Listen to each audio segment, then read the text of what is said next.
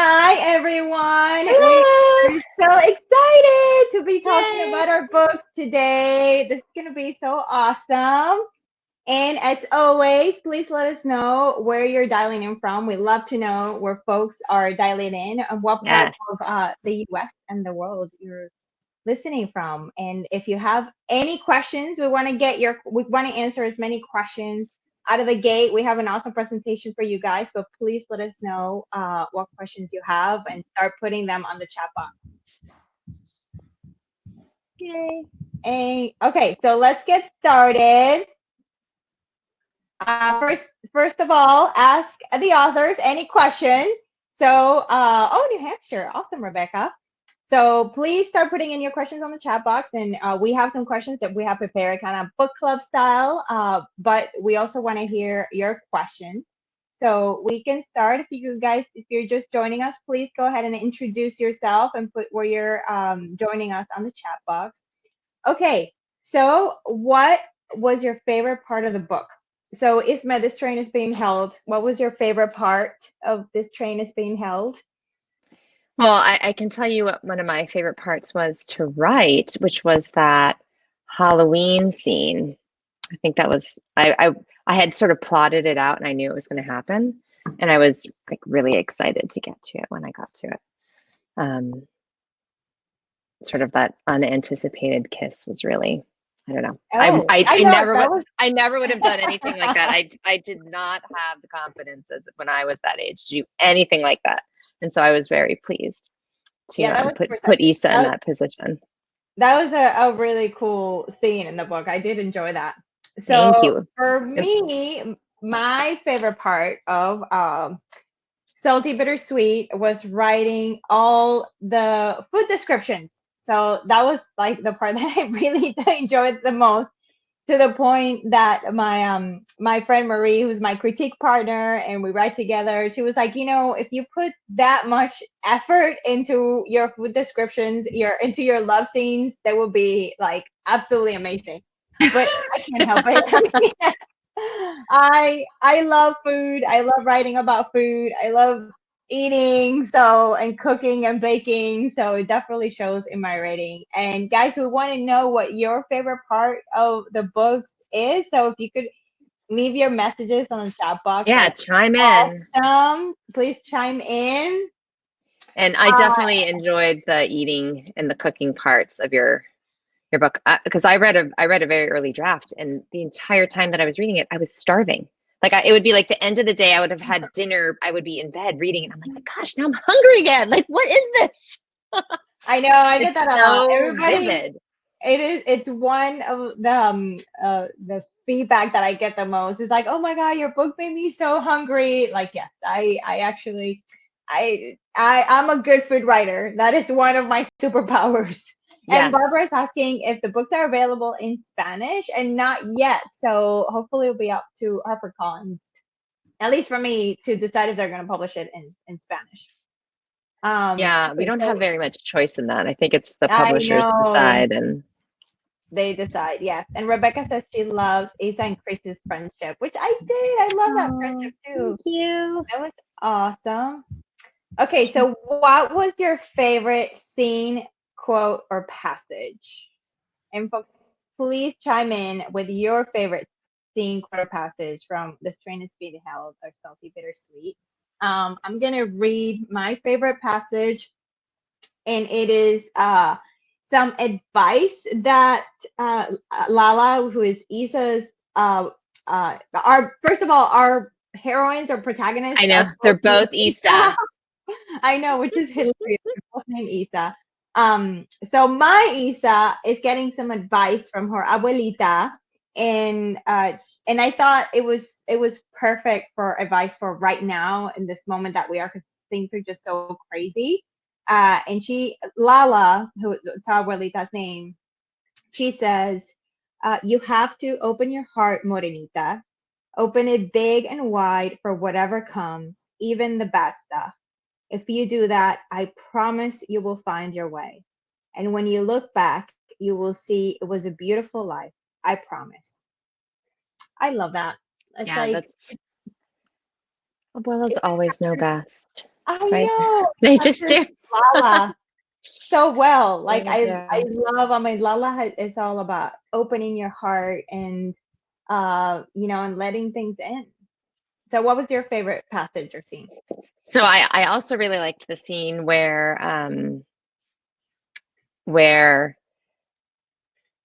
Alex is on the train with his friends and they don't realize that Issa understands Spanish. So some stuff is That was said and Issa's standing there and she understands the entire thing. And that was based off of a personal experience of mine when I was in Mexico when I was 16. There was like an 18-year-old Mexican young man at the resort and he kept trying to get me to go out with him. And he kept like following me around and my brother was 11 at the time. He's 5 years younger than me. And I kept telling my brother, don't you leave me. Don't you leave me. You can't leave me alone. And I remember the guy was like, come on, let's go to the pool. I'll buy you a drink. I was like, I don't want a drink. But then I was in the pool with my brother. So he comes in the pool and then his friends come around and they're like, oh, da da da da in Spanish, talking like, oh, what's your plan with this one? And I'm sitting there like, I know exactly what you're saying. You don't realize that I speak Spanish. So that I enjoyed that scene a lot. But in terms of, I wanted to read one of my favorite So poems, and I think this was I love. the first poem I Celia actually calls it wrote. the undercover Latinx. I thought that's Oh, pretty right, yeah, awesome. it's true. It's true. The undercover, yeah, but people just don't even realize. And I'm like, hello. Yeah. Um, but so I was talking earlier today with Rebecca about the poems, and I knew I had to put Alex's poems in here, and this was honestly the first poem that I wrote, and then I wrote a whole bunch, and then I sort of filtered them and I wove them in. But this was They're beautiful. The the first poems one. were just Thank gorgeous. you. Yeah, I I was feel like I you was could stressed write about a. them. I feel like you could write a book and poem. That's very nice. That's very sweet. Thank you for that vote of confidence. I was very nervous. Okay. So this one is from Sunday, May 28th, which is right after Alex and Issa have had that Alex has brought Issa to his apartment for the first time and to meet his mother. I want to remember you standing by my window, the gray of a clouded city sky brightening as it hit your shoulder, your back, the blanket of your hair. I couldn't breathe watching you. When you touched me, I was blinded. After you sat beside me, Mama, you laughed at her stories of Bani. You wolfed down her asopao. You glanced at me and sideways smiled, reminding me who was responsible for your appetite. Our knees kissed under the dining room table. Oh, I love that. I should I say love that I so much. hate my voice when I'm reading my stuff. I feel like I have the worst reciting voice ever. Oh, everyone does. Everyone does. I need to That's take like acting lessons to learn how to normal. read properly out loud. So let us know what your favorite scene or quote or passage is from the books. We'd love to hear from Oh, you. thank you, Rebecca. And then next question, what was your favorite Oh, poem from I the already train? I The train, I which skipped you that already read. It's okay. So my favorite recipe from Salted Bittersweet. So my favorite recipe from the book is definitely well, there's two. There's the flan recipe, because it is. I honestly, objectively think that it is the best flan ever. It is just absolutely just delicious and amazing. And I got it from my friend Paola, who just moved. She's an immigrant from Venezuela. She moved here to Atlanta a long time ago, and I feel like that flan recipe survived a revolution. So, and it just continues like, giving joy to the world.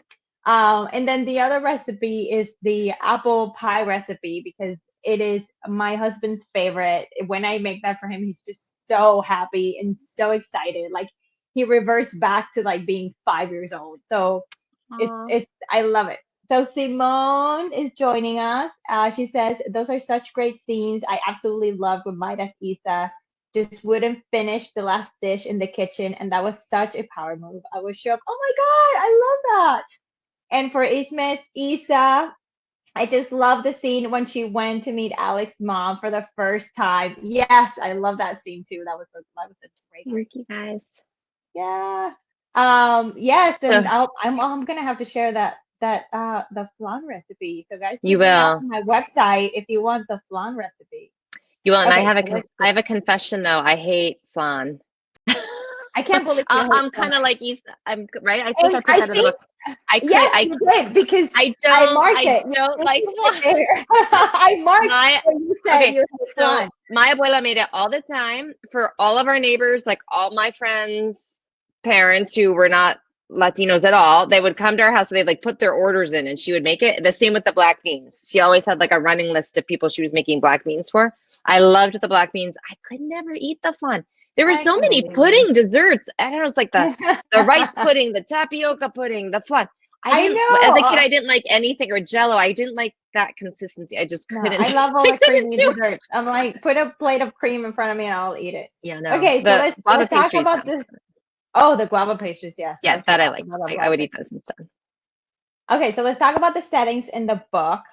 Do you like the settings chosen? How would the stories have been different if they were placed in a different setting? So I want to hear from our viewers who are watching. What did you guys think about the settings? Did you feel like you were transported to like New York or France and Spain, and Midwest, Kansas City? So what are your thoughts? So my book is set has my God, there's like six different cities in the book, and I had to Mm-hmm. like research them all. But my favorite definitely was Lyon, France, which I picked that location because it's actually a UNESCO World Heritage Site. It is the gastronomic capital of the world. So I thought if Isa was going to succeed, she had to succeed in the place where she had to be the absolute best of the best.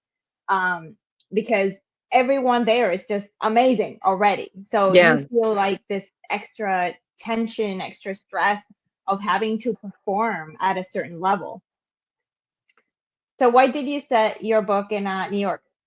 Well, because the premise from the beginning was to do sort of a subway romance, like this idea of finding two people who wouldn't necessarily have met because they're from very different sort of circles, and to put them together on a subway car and sort of see what happens. So I think it would have had to have been an urban city with a subway for that to happen. Although I guess it could have just been on a train. I mean, I can think of Gail Foreman has her books. I'm forgetting the title. One day, just one day.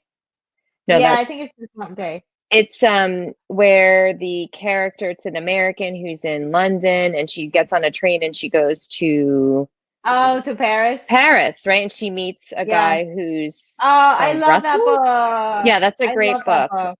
Um, Yes. and so that's Just like one another like day. Yes. strangers meeting on the but like it has to be sort of like that sort of fortuitous meeting.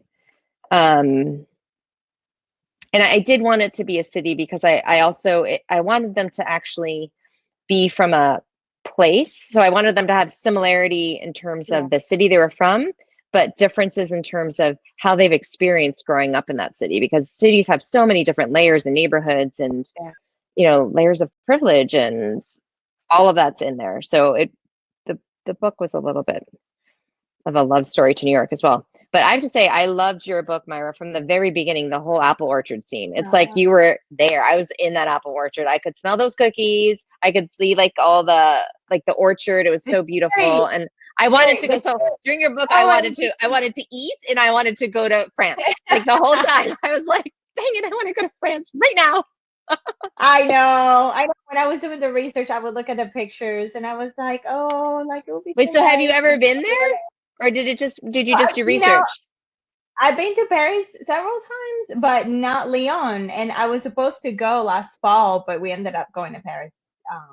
And it was fine. I walked around, got a feel for the city, but I just feel like the south of France is so different. It's just so open and beautiful. And I want to read here some comments from Rebecca. She really liked the city as the setting, especially how Alex would leave poems for Isa underneath the seats. I love that scene Oh. where she was trying to get that poem, and there were two ladies sitting there, and she got real creative with getting that poem with a pen. How she drops the pen. I love that scene, and that was such a surprise in your book. The whole leaving the little poems under the seat in the subway. Like I love that. That was such Thank a you. sweet touch. And it's funny And because my writers group partners, some of them were like, "That's really weird. I don't see that ever happening." And ew, she has to put her hand under there. I would never do that. Like, it it was was funny. I one of had to my sort of favorite like things. justify it a little. It was totally one of my favorite things. But it really comes to show, like, not everybody likes everything in a book.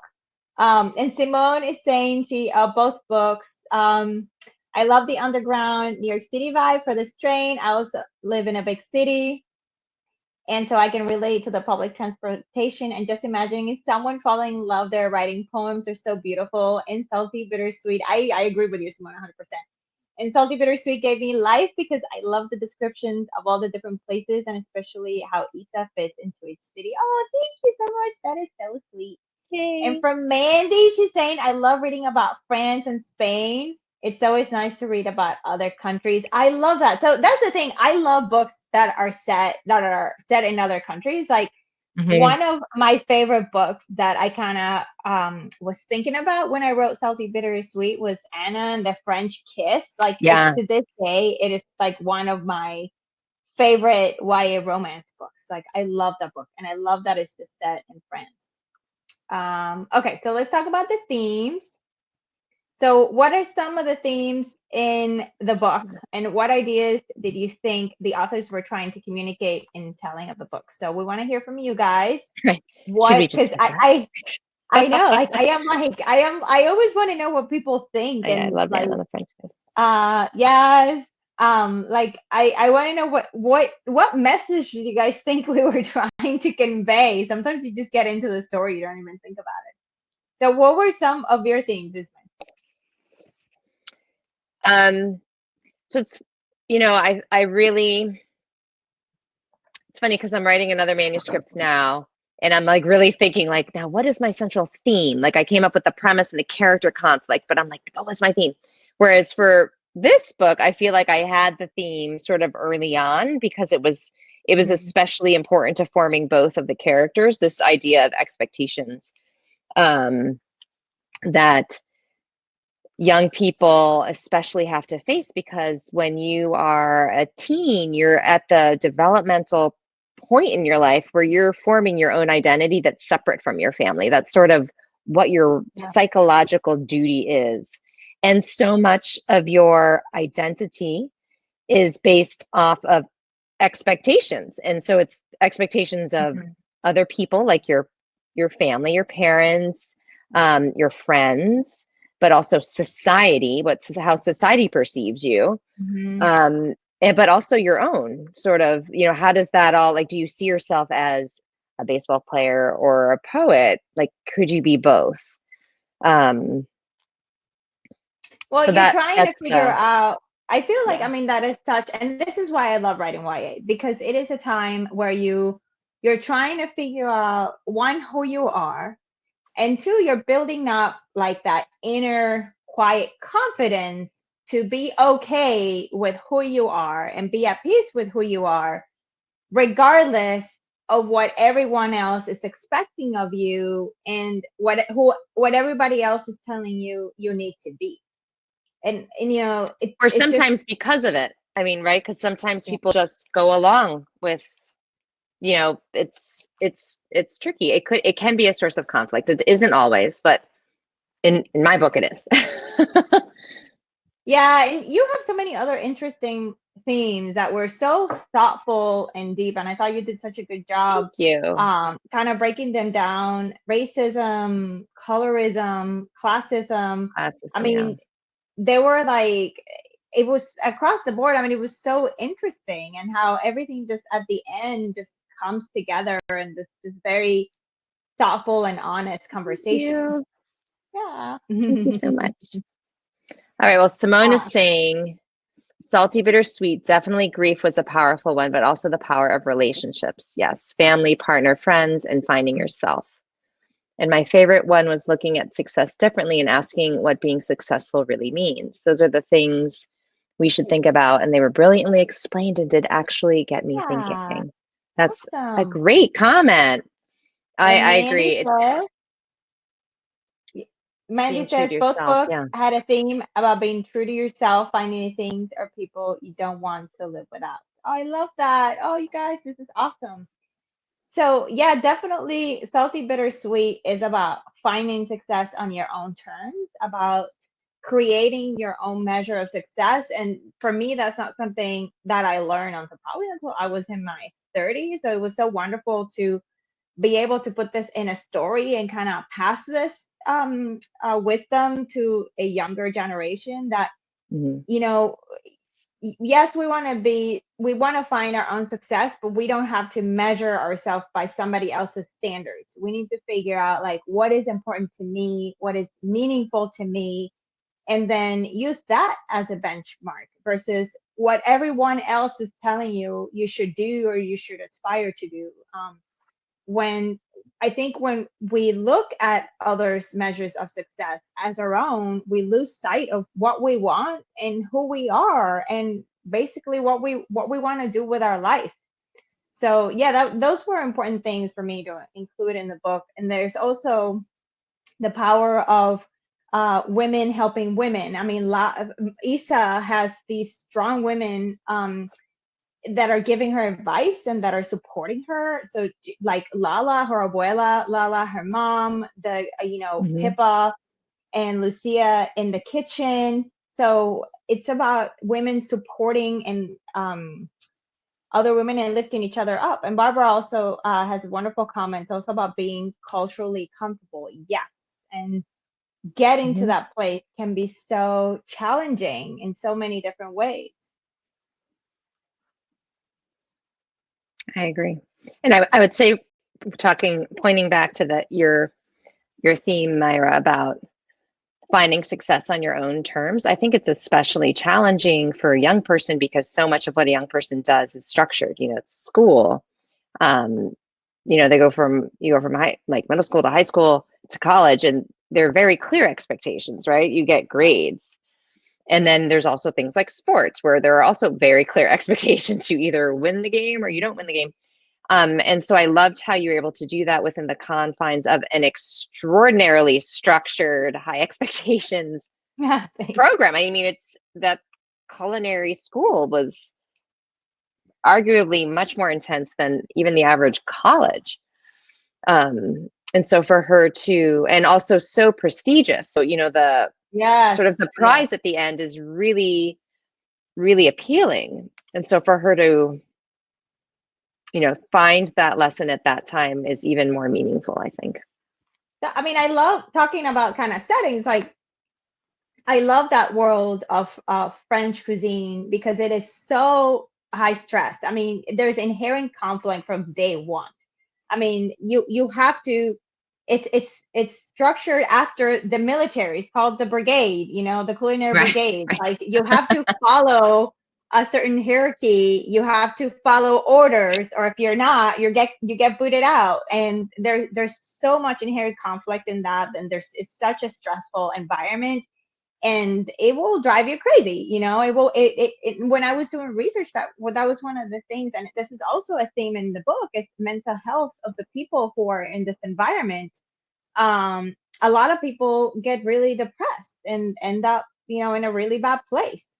So I really wanted to get people thinking about how far this this uh, push for trying to be successful is making injuring your mental health. It's Mhm. challenging your mental health.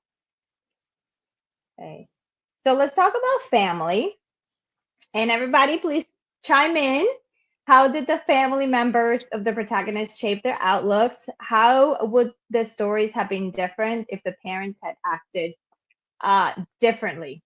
And this is, oh my god, so in my book, family is at the center of my book in family dynamics. And it's been so interesting what happened since publishing the book. And I think I told you this is May. So some of my family members, they decided that when they read the description of the book, I don't know if they read the book or not, but when they read the description, they put it in their minds that they were some of the people in the book, and they're currently are not talking to me about the book. They don't want anything to do with this book. Oh boy. Oh And boy. yes, I know. And there was so much drama in my family over this book. And it was so interesting because I did use the feelings of that time in my life where my parents were getting a divorce, because obviously it really, left a huge impression in my life emotionally. I mean, it's a very traumatic period in my teen years. So of course I'm gonna pull from that on a story like this. But like I was getting questions. Well, did this really happen? Did you really find what did your dad was with another woman kissing? There's a scene where Isa sees her dad kissing the other woman on the street, and I'm like, I had a family member who really wanted to know if that happened and if I seen it and why didn't I say anything, and I'm like, no, that did not happen. It's fiction, people. It is fiction. So I had to explain so many times in so many different conversations, like, yes, the feelings are real, but the characters are fiction. They're not real people. They're like this mishmash of different things. And the same thing with the abuelas in my book. I mean, Lala is a combination of my all my different abuelas. She's not one person. Yeah, but I mean, it's been intense, guys. It's been intense. See, you had to show them this part that's at the top of every fiction book where it says, this is a work of fiction. Names, characters, places, and incidents are either the product of the author's imagination or used fictitiously. No, Right? I mean, it's like, and then that part. You're like, hello. So not a memoir. You, not a memoir. Still people that are not talking to me. And the funny part is that I've been working on and off on a manuscript that is completely based on life events. And I'm actually fictionalizing a lot of life events. So if I ever sell that book and it comes out, I half of my family is not going to be talking to me. Oh boy. Oh boy. Oh, it's going to be tough. So what is your family connection to this train? I would say I don't, I'm trying to think. I don't really have, like, none of my parents or like my in-laws like were influenced any of the characters. I just, because of that whole theme of expectations, I knew I had to have parents that were very strong and had very sort of rigid expectations and for their kids. And that was going to be one of the struggles or one of the conflicts that each character had to deal with. How do I balance this with when I have a father whose attention and love I really crave because he took it away for a long time. And now the only way I feel like I deserve it is if I'm a baseball player. And he really wants me to go professional, but what if that's not really what I want? But I really want my father's love and attention. So how do you deal with that? And for Isa was a little bit, I mean, she had other issues with her mother because her mother has mental illness, but her mother doesn't want her to be a dancer, and her mother thinks like, oh, this is just like a silly hobby because modern women don't become professional dancers; they become things like doctors and scientists, and that's what you should be doing. And that is, I have to say that's a little bit based off of, maybe a little bit based off my own background, just because my mother's family did come from Cuba and they did lose everything. So I did draw off of that, the whole growing up, having had money or having had a home and a place, losing it all because you have to leave, otherwise you are going to get killed. because that was the story of my family. They had to escape. My mother was a baby, and then coming to a new country, starting over and not having anything, and being so, I mean, my mother has stories of how they got their clothes at the consignment stores at the church, basements. And so there's a scene about where I mentioned that Issa's mother hates coupons, and that's actually true. My mother hated coupons. And so my mother fought really hard. My mother's a doctor. She's retired now, but she fought really hard to make sure she was never going to be in that place again. Yeah. And so I could imagine, and I always wanted to sort of follow in her footsteps and be a doctor. My grandfather was a doctor too. But so it wasn't like I was struggling against that expectation, but I could see how that would be a source of conflict if you have a parent who has really struggled. And this is nothing new. I mean, it's like a classic immigrant story, right? Where like the immigrant parent has struggled so much and they really want something that's better for their child, and they don't understand why their child isn't taking advantage of all the opportunities and doing something that's the more secure route as opposed to following their heart towards a more artistic pursuit. Yeah, I mean, the expectations are really, really high. And I love what you were saying about your Cuban family, because that was also Lala's story in Salty Bittersweet. And for you guys watching, Ismée was one of my all things Cuban experts in my book. Right. I was like, I read it. I was like, so what did you want from me again? It was great. I was like, yeah. What's wrong with it? I think I mentioned the Vicks Vaporub, and I added lipstick to Lala because your suggestions. All right, I was like, you'll be wearing lipstick all the time. That's what my lipstick and high heels all the time. My abuela used to, she was 86 years old, and her bedroom was on the 3rd floor, and she wanted to wear high heels all the time. My mother would buy her sneakers, and we'd come home, and the sneakers would always be in the trash. She would just try to hide the sneakers in the trash. We'd have to we'd have to check the trash for the sneakers to be like, no, you can't wear the high heels anymore, abuela. You're gonna fall down the stairs. So I love Simone is saying Lala is absolutely amazing, and I love her. Thank you, Simone. The other grandma, I don't have so much more feelings for, and she actually reminds me of my own. Yeah, the French grandma's a little chilly. She was tough, but kind of like my Issa's mom a little bit, right? Like kind of. Yeah, she was a little bit like that. Yes. Yeah. Okay, so let's talk about characters. We want to know what are your favorite characters, and what characters would you like to meet, and why? So do you base the characters on anyone you know? So I mentioned this a little bit already. So Lala is kind of like a combination of my grandmothers and other amazing women that I know. Like I said, my parents got divorced, so that whole divorce kind of dynamic I pulled from my own life. And then Diego, who is my romantic interest, Diego is actually based on my stepkids. I know. So they were both professional swimmers. They swam, oh my God, from since they were 6 or 7, something like that, all the way through when they graduated high school. And they were some of the best swimmers in our state. My oldest stepson actually got a scholarship and everything, but by the end, they were both totally burned out from competing and from participating in swimming. And they just kind of just dropped it.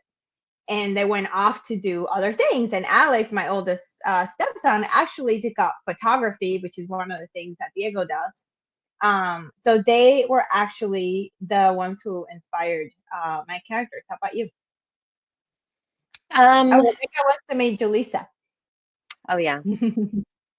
Yeah, I personally kind of want to meet Kiara and Chrissy. I want to take both Kiara and Chrissy out for coffee at the same time and see what happens. At the same time. That would be an interesting combination. Yeah.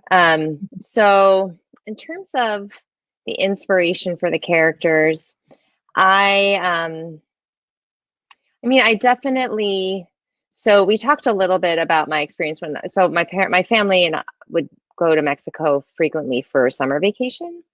We'd go for 2 weeks in August a lot because we couldn't go to Cuba. And it was always interesting sort of being the white person there, and people wouldn't know that I spoke Spanish.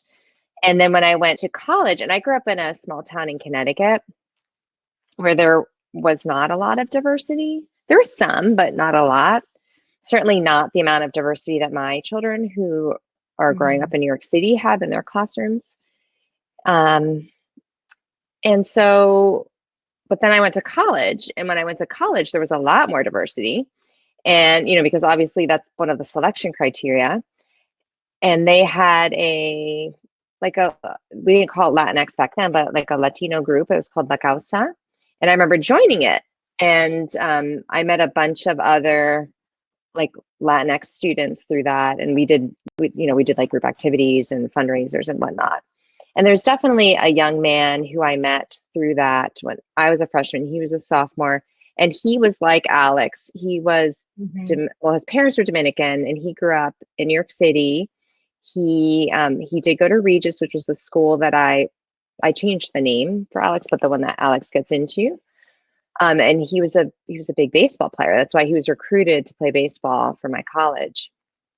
And I actually didn't end up getting to know him very, very well, but I knew him enough to sort of like have that sort of picture in my mind. And I always remembered thinking that he felt I don't want to say uncomfortable around me, but he was not like, I think he definitely saw us as two very different, like from two very different worlds. Like in that, like it was not gonna, like he was not interested in pursuing anything. And so that was definitely like a little hint for Alex. Isa, I pulled a little bit from me, like, because I was a dancer, but I like I said, I did not grow up in the city, and I was not faced with the troubles that Isa had in terms of her direct family struggles. I feel like for the main, like we always are kind of pulling from ourselves for some of the characters. Like there's always like parts of our life pieces in the story, yeah. Well, and like you mentioned, for the divorce of your own, you went through your own parents' divorce, so you pull from that, and that's, you know, I think that's really important because, you know, we always hear write what you know, and I always thought that was so ridiculous because I'm like, well, how does somebody who's writing, like, how did, you know, Tolkien write what he knows? Because really he lived in that world. But I think the important message is that you have to write what you know emotionally, like that the emotions have to be authentic and the behavior. And so I definitely pulled, you know, for Alex, for the way that he's so aware of how people are viewing him and sort of prejudging him. I definitely pulled from my own little bit of where I felt, especially as a young woman who was very small, I was always looked over, people always talking over me, like teachers just always thought that I didn't, and it just would really tick me off.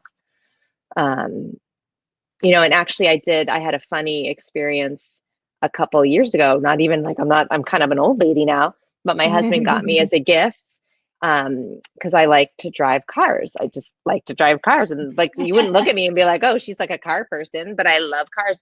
And so for Mother's Day, my husband got me a gift of going to a racetrack nearby in Connecticut. That is awesome. And driving, it's Mercedes AMG, like racing school for a day. Right. So it's like all these fancy cars and like professional race car drivers, and they take you through different modules. And it had to have been, I think there were like 350 people there who signed up to take the course. There were 6 women, 6 of us. Of course. So I love, and they were competitions too, because they were like, you know, you get points for each of the modules. And so I was like kind of annoyed because everybody always looks at me like, oh, she's not going to know how to drive. She doesn't know what she's doing. So I liked getting in that car and being like, be my dust, suckers. You know, like that, like, ah. That is awesome. So I love that Simone says, I would really love to meet Alex for a poetry session, actually, ideally at his mom's apartment with her cooking. I think that would be super cool. I agree. Awesome. And I very much like to meet Lala and just have a talk with her and pick her brain a bit. Oh, I'm sure she would give you great advice. And Shayla says, that sounds so fun. I'm sure she's talking about your awesome car driving. It was really fun. So we want to know if the book changed your perspective in any way. So basically the way you see the world, even in a small way, change as a result of you reading this book. So I'll talk about This Train Is Being Held. So for me, when I finished reading Ismée's book, it made me think a lot about how we view people. Like when I meet someone and I'm seeing them a certain way, about what unconscious biases are going on in my mind, that I automatically I'm judging the person based on what I think I know, when in reality I don't know anything about them. So I thought that was just such a great thing from your book, Thank that it really you. does make us question of what we think we know about another person from what we see or hear, or just from like external stuff. Yes, thank you. That makes me happy. Um, I would say for salty, bittersweet, I have to say I spent the entire book being really pissed off at her father. Like I was so Really? angry. I was like, he is such a dirtbag. He cheated on his wife, and now he's with this other woman, and she's pregnant, and he's not even paying attention to his daughter. I was so angry with him the whole time. And then when she forgives him at the end, like, and she just like lets it all go, and I was like, she's just a better person than me. Like, honestly, I was like, yes, the teenager is teaching me how to forgive and move on and have closure. But I had a really tough time with that. I was just so angry. And I mean, it's also a little bit like that whole, like those Latino men like playing around. I have to say, Well, actually, that's like another thing that I forgot that I should mention. My mother totally told me that. She was like, don't date Latino men. They cheat. Right, like, and because like, and honestly, my grandfather, I grew up hearing all the stories of all of his conquests, and yeah. how he snuck into, like, his first conquest. He was 16 and it was like a married 20-year-old woman, and he Oh snuck into my her house and they were God. caught by the husband in Cuba, but since his father was so important, he got away What? with it. I mean, these were the stories that they were telling, to be like, wasn't he amazing? And I'm like, that's not cool, actually. That's not cool. So that actually needs to be in a book at some point in time. Right. Well, I So filtered a little bit yeah, of that in, right? Because it's like she grew up, the grandfather and yeah. the, I mean, the relationship with Isa and her dad is so complex. There's it's very like, authentic, thank you. And I think multi-layers, too, yes, really it's good. multiple layer, and I think it's very grown up to see your parents as people, right? Yeah. Like it's a sign of maturity that you see them as their own people, that they make their own mistakes independent from you, and they have their own struggles independent from you. And it's just it's tough, with the dad. I mean, the dad is going through his own crisis. He's going through his own thing. He's trying, I think he was trying to figure out who he is at that very late stage in his life, and trying to come to terms with the decisions that he has made, and the results of those decisions. And then Anna agrees with you that she did not like the dad, which kind of cracks me up, because this is the Yeah, first I time I'm did talking not to like him. people who don't like the dad. I mean, And I, then I, Simone, I can empathize, like he made some mistakes and he's struggling, but I was sort of like, you're the parent, dude. Like, come get it on. together. Yeah, like, come on. But it's very realistic. I mean, because that stuff happens. Like, it happens all the time. Like, So um, Simone has a comment about success. She says that she read both of these books when she was in an odd place in her life and felt like a total failure. Oh my God, I'm sorry. And I read these, and both Isa and Diego and Alex Nisa were such great examples at how it doesn't always have to be done one straight line. This book definitely changed my outlook on that, and I can't thank you both enough. Oh my God, thank you so oh, much. thank That is you. so sweet. I love it. I love it. Oh, and Simone hated the dad too. All these people Yeah, hate I did. the dad. That is It's hilarious. funny. I I had didn't no the idea.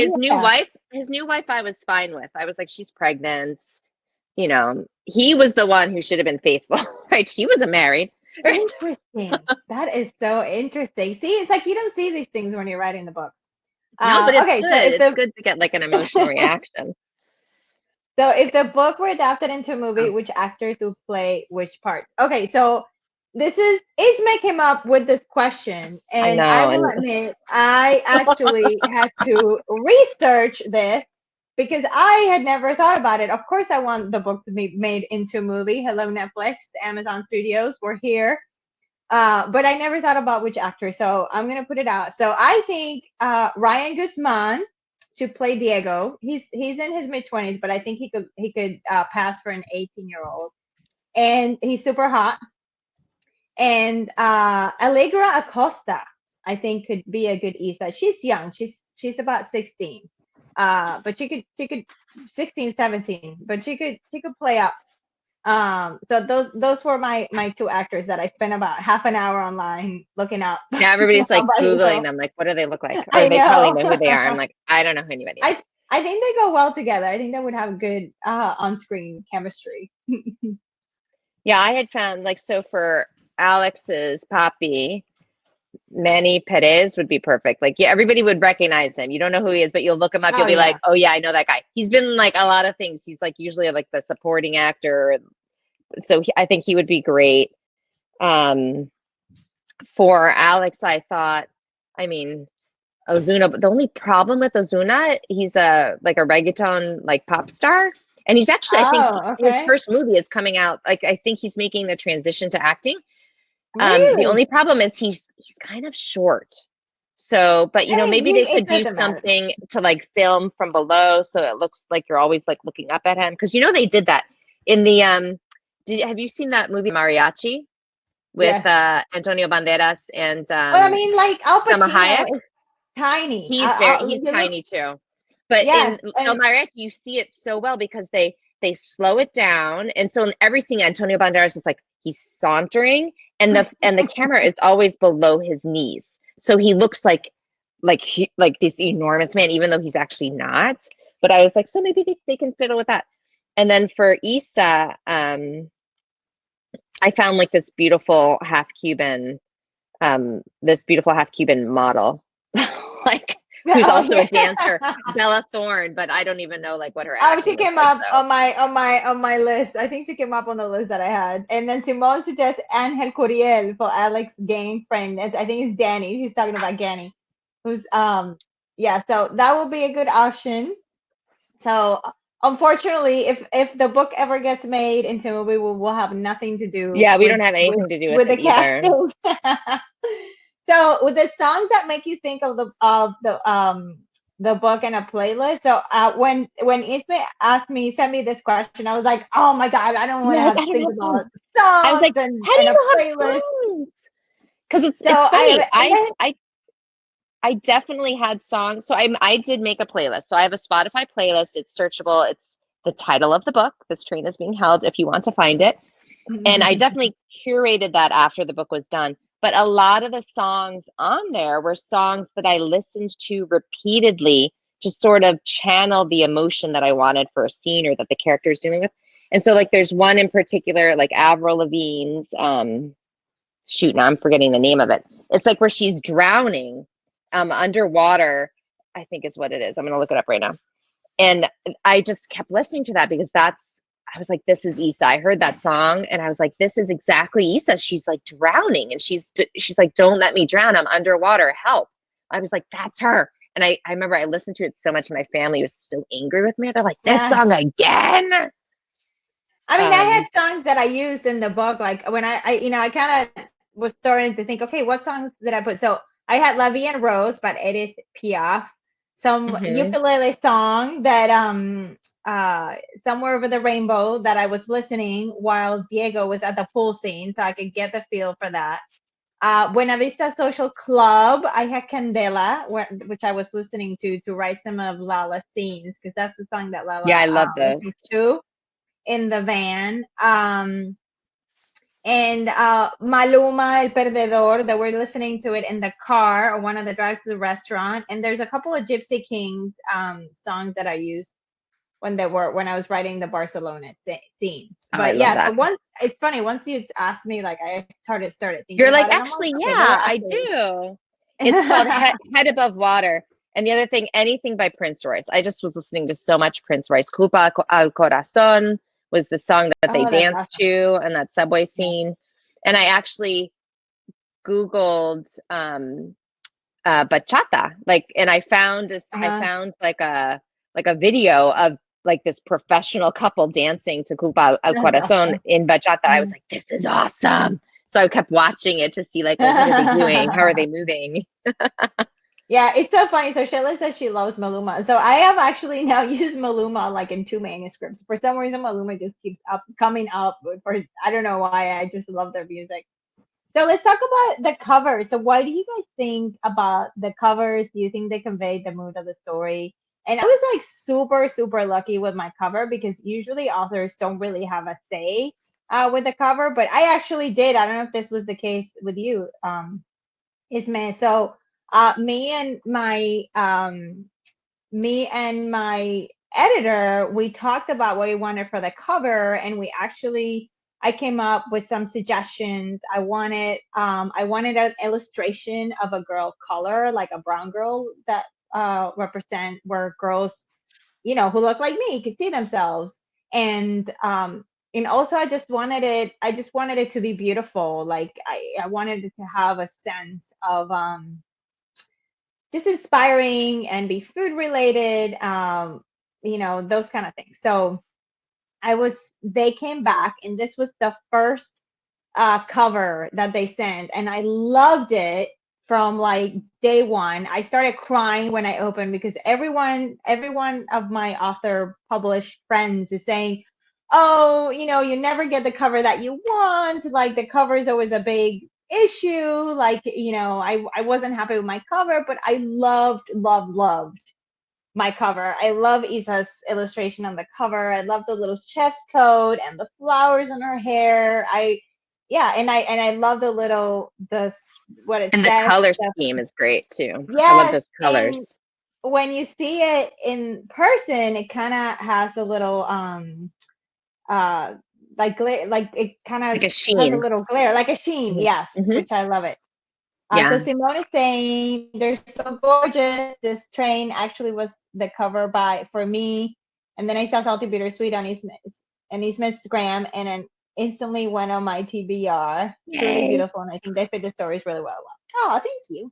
So what was your cover experience? So I actually did also have some say, and for my first book, Water in May, they completely changed the cover because the first cover concepts that came, I knew instantly that my main character would hate it. And so I spoke to my agent, we went back to them and they said, okay, we're going to go back and brainstorm. And they came up with a great cover. And for this one, what's so funny is they had the cover before I'd finished writing the first draft. Like, so they had an idea of what the book was about, that it was like two teens that looked like this, and they were going to be on the subway and sort of fall in love and deal with conflicts.